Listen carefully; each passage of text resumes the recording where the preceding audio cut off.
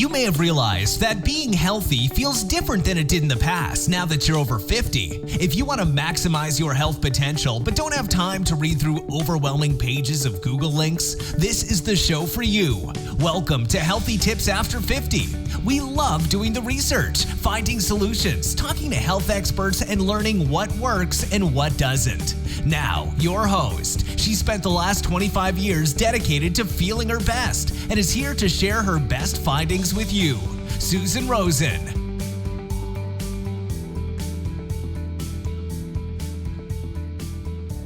Hi, everyone. This is your host, Susan Rosen, and today we're going to be talking about self-care and self-compassion and their impact on heart health. And yes, I agree that they are kind of essentially two ways of saying the same thing, but you will find out that there's a little bit of difference, or maybe not. In case you didn't know, February is Heart Month. I'm guessing it's because of Valentine's Day being in the middle of the month, but what it results in is a lot of interesting heart-related information, and most of what I saw this month was related to self-care and self-compassion. Let's start with a couple of definitions for self-care and compassion as it relates to heart health. First, from the National Heart, Lung, and Blood Institute of the U.S. National Institute of Health, they define self-care as what you do to stay healthy.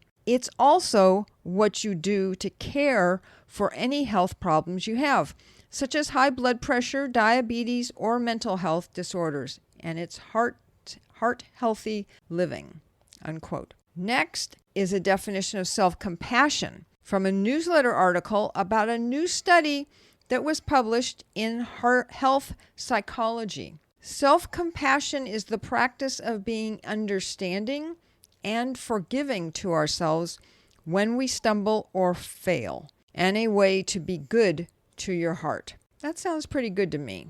The health psychology study that I mentioned interviewed 190, that's 190, middle-aged women and asked them how often they felt inadequate, whether they disappointed themselves, and or whether they granted themselves caring and tenderness. The researchers identified self-compassion with practices like mindfulness, forgiveness, showing gratitude, and taking other positive actions rather than being self-critical, selfish, or consumed by negative thoughts and feelings. And I'm sure that all of us can identify with some of this some of the time.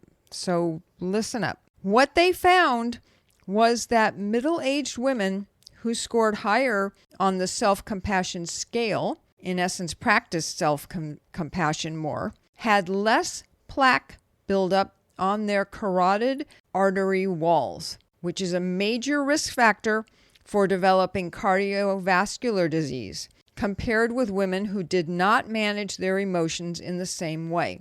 Now, plaque buildup is a major risk factor, as I mentioned, for developing cardiovascular disease, or better known as CVD. CVD includes primarily heart attacks and strokes, but it also could include many other issues like coronary heart disease and blood clots that move to the heart and lungs. The results confirmed that practicing self-care and self-compassion is good for your heart and your overall heart health. The researchers also found that these results held true irrespective of blood pressure, cholesterol levels, and insulin resistance, among other things. So the three main obstacles to self-care that were identified is a lack of confidence in one's ability to make a change. So thinking that others can do this, but I can't.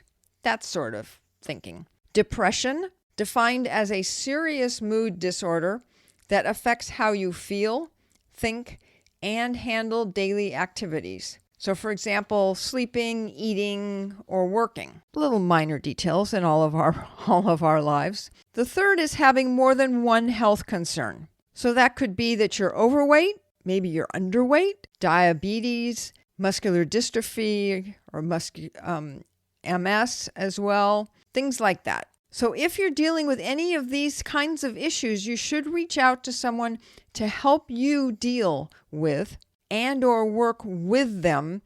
Doing that is also self-care, and definitely a kind of self-compassion to reach out to people to help you. I know because I've been there myself, and I learned, because I had to practice self-care and compassion for myself. So I now have the energy needed to support and help others as well, especially those I care about. You would like to talk about self-care, please feel free. You can reach out to me via email at susan@healthytipsafter50.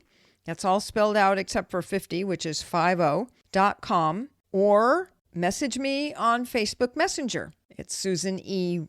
Rosen, Rosin. Be sure to put self-care in the subject line so I know why you're contacting me and that I should reply quickly, because sometimes I'm not real good about that. So that's it for today. And as usual, I will say that I am not a doctor, and this is not to be seen as medical advice. If you are having a bad problem, whether it's with your heart or heart disease or whatever, please go and see your doctor or go to the emergency room and get immediate help. That's going to be it for me, and I will talk to all of you again next week. This has been Healthy Tips After 50 with Susan Rosen. To stay on the cutting edge of the most effective health strategies, subscribe to this podcast and let us know what you thought of the show with a comment or like on iTunes. Visit healthytipsafter50.com for this episode's show notes, more resources, and free offers.